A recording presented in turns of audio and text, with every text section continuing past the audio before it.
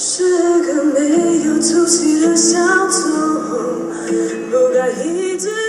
years, she was known to fans here in Taiwan as pop singer Xu Ruilian. But today, Lorraine Xu is making waves for her cooking, and she's now known as Chef L of Danbi in Los Angeles' Koreatown. In this week's edition of Taiwan Talk, I catch up with Chef L, who tells us why she traded a microphone and life in the spotlight for an apron in the kitchens of a Los Angeles eatery. My mom's brother was an entertainer as well. So, our family kind of had that little background there and a lot of that influence. So, naturally, we gravitated towards like singing and acting, in my 20s and in my teens. So that's kind of how it kind of, fumbled into, entertainment in Taiwan. But of course I grew up here in LA. So, that was more so the tricky part because I didn't really know how to read Chinese or any of that. So I had to move to Taiwan and learn how to read and write. You had to do like all the, TV shows and, competitions and then to see where you can get yourself to. But, that faded out because I gradually got older and, I really needed to kind of focus on like a career that I felt was more longevity for me. Okay, tell us about the pivot into the culinary world. It seems like a big sort of leap from entertainment. Well, maybe not, but for some people it might seem like a big leap, right? From entertainment to cooking. I mean, I will say the lifestyle is very different. Entertainment, I guess you would say it's very spotlighty, in the kitchen, like in the beginning, there's not much spotlight. You're really just grinding and hustling and keeping your head down and working just like to learn and acquire a new skill basically from ground zero. And that was very, very difficult for me because I had no clue what I was doing. Like I wasn't very well introduced into it. I was just asked by a friend of mine to open a restaurant. And then I agreed because I just felt like it was a good turning point for me at that time in my life. That was, more grounding and also just, at a certain age, you just start to realize, all right, I need to find like a really solid career for myself. Not that entertainment is not solid, but I just think that for me, like my personality, I fit better like behind the scenes. You could pick one experience that kind of cemented the decision to shift from entertainment into the culinary world. What would that experience be? I think it's an accumulation of experiences cooking at home. So I would always just really want to cook for my family and friends. And that just brought me like an immense amount of joy. And it made me feel good to take care of like my mom, cause she hates cooking. She's not a fan of cooking. So I don't really know I do know where I get my culinary probably like skills from, probably my grandparents, they were amazing cooks, but I was too young to have learned anything from them at the time. But I have memories, right? Like everybody has memories of their childhood and what they ate. That's like a story, that goes back for every chef. It's always a mom or a grandparent or a grandma.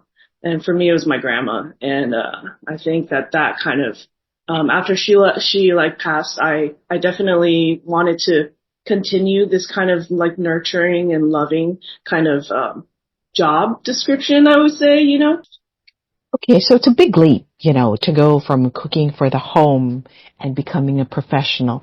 Can you describe that journey for you? Yes, it's a huge leap because, a commercial kitchen is nowhere to being the same as, cooking at home for like 4 or 5 people to 10 people max. And also it's more for just enjoyment and pleasure. But when you're in a restaurant, like, and realizing, there's actually people coming in like at a certain hour and you're going to be a full house. Like, how are you going to manage your skills well enough to run an entire kitchen? So it took me quite some years. I think I want to say I started around 25 or 26 years old, in the kitchen. And then, with no knife skills, with no culinary background. I didn't go to culinary school at all. So I think it was literally just a lot of determination. and hey, I'm going to watch and I'm going to learn from the chefs that we've hired, at the restaurant, and I'm going to absorb as much as I can in the space that I have for now. And then eventually that led me like curious and wanting to learn more. Okay, describe your cuisine today. I was an omakase chef because personally I love the fine details in Japanese cuisine. I'm very I like the high touches, I like the details, and I like the techniques that they have. So a lot of it is really implemented into where I'm working now, which is Danbi. And Lou's Cafe is a Taiwanese and Hong Kong style cafe, but that flavor profile for me is like Taiwan flavors, right? So for me, that's kind of easy, right? Because I have a very specific palate and flavor profile that I want to bring to the table. And I think Lou's Cafe for me was a lot more comforting and easier to work and create. But definitely, I think Danbi, the Korean restaurant that I'm working at right now as well, was a big challenge for me because obviously I'm not Korean. I knew nothing about making kimchi. I didn't know anything. I will be very honest. I Googled everything that I wanted to create. But then I added, the skills that I've acquired throughout the 10 years that I've been working, 10 or 12 years that I've been working as a chef. And I just applied everything that I have in under my belt. And I was like, I'm just going to go for it. This is what, they need. And so I'm going to give it like my 100%. What is it like to be a rising star or a star within the Asian cuisine sphere in the U.S.? I mean, most of the chefs that I'd interviewed here are transplants coming into Taiwan, but you've gone in the opposite direction. What's it like for you? That is true. It's very interesting, honestly. I think about this all the time because when you're in the midst of it, you don't feel it. You're on the grind and you're doing your best and you're managing all of these different things and multitasking at all times. So you don't really feel like the magnitude of like Los Angeles and like the food scene here, how like big it is. It's so diverse. There's so many like people in just like Los Angeles, so many restaurants here. How do you become like,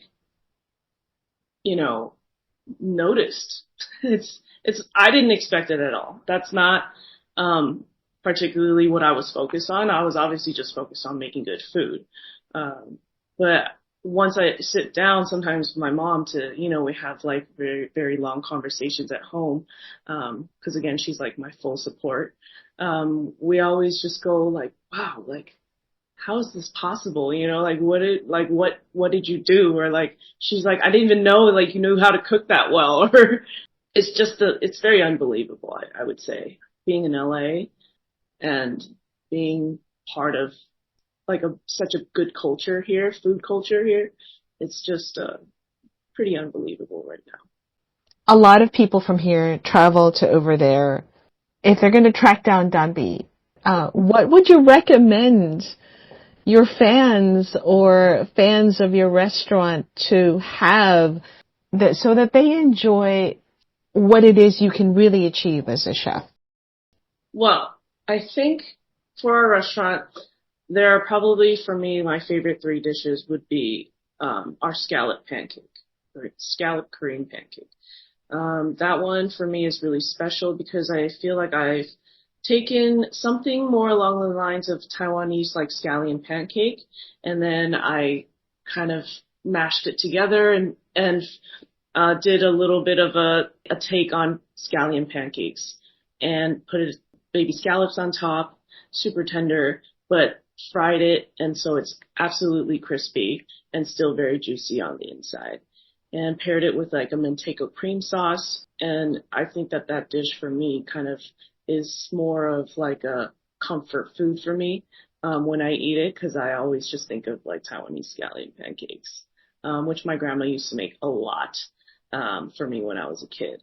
And so I wanted to just kind of combine the two, and that's kind of where I'm from, and that's what I would enjoy. Okay, I'm going to have to pivot and ask you, what's it going to be like for your restaurant, given that so much of LA, or at least a good part of LA, is suffering? And so has it had an impact on your business at all? So it all happened so quickly. It's the beginning of the year. Everybody's just really just getting into that mindset of like setting resolutions and what we're going to do for the rest of the year for the restaurant and what goals we're going to, like tackle on for the year. And then it just happened so quickly. I think most people are just still, even today, like still completely in shock. We do have like people that we know that have been impacted and have lost their homes entirely. So for my mom too, as well, like her coworkers that are due to retire soon, their homes have burned down. It's just very sad to hear about, things like that. So yeah, it's for me, like to even talk about it openly, I guess it's just very emotional because, we do like keep watch of all the news at all times. We've donated, to where we think that for us, like it matters to us, for the pets and all the animals that, are displaced. So yeah, like me and my mom, like we went out and we bought a lot of water, and like foods and goods and stuff like that to send to, the food bank. It's just, we just do what we can, I guess.